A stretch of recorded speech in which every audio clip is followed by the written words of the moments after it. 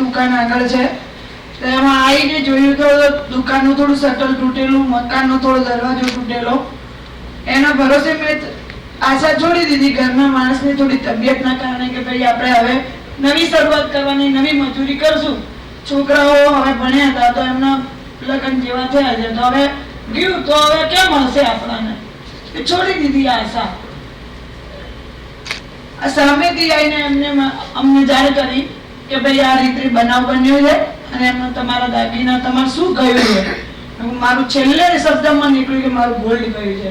ઘરવાળાને મેં જાણ ના કરી, કારણ કે એમને એવો દ્રષ્ટો પડી જાય ને કે એમને કોઈ બી જગ્યાએ જતા હોય કે કોમામાં જાય તો ક્યાંથી શરૂઆત કરીશું, યા તો લકવો લાગી જાય, ડાયાબિટીસ પેશન્ટ છે.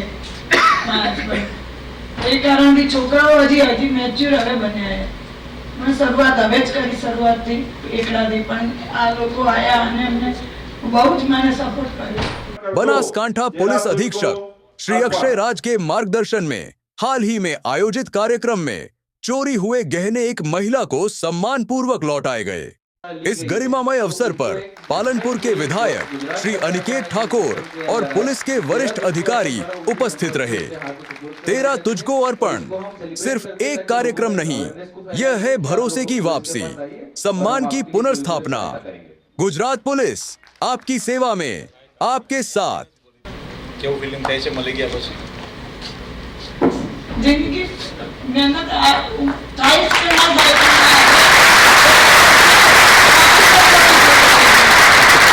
લોકોને જણાવવા માંગુ કે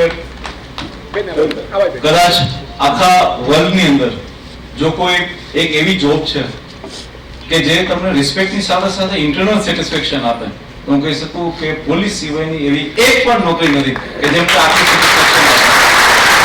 જે માતાનો બહેનનો કે જે લોકો વસ્તુ ચોરાઈ જાય છે, 14 લાખ રૂપિયા, 4.5 લાખ રૂપિયા કે ગમેલા રૂપિયા આટલા ખૂબ મુશ્કેલીથી કમાયેલા હોય, ચોરાઈ જાય છે ત્યારે એમની ફિલિંગ અલગ હોય છે. અને આપણી ગુજરાત પોલીસ આપણે જે લોકોને પાછો આપે છે ત્યારે આપણને જે સેટિસ્ફેક્શન મળે છે એ અનબિલીવેબલ હોય છે. અને આના માટે જ કહીશ કે આવી જોબ કદાચ આ દુનિયા આખામાં બીજે એક પણ નહીં હોય. Thank you.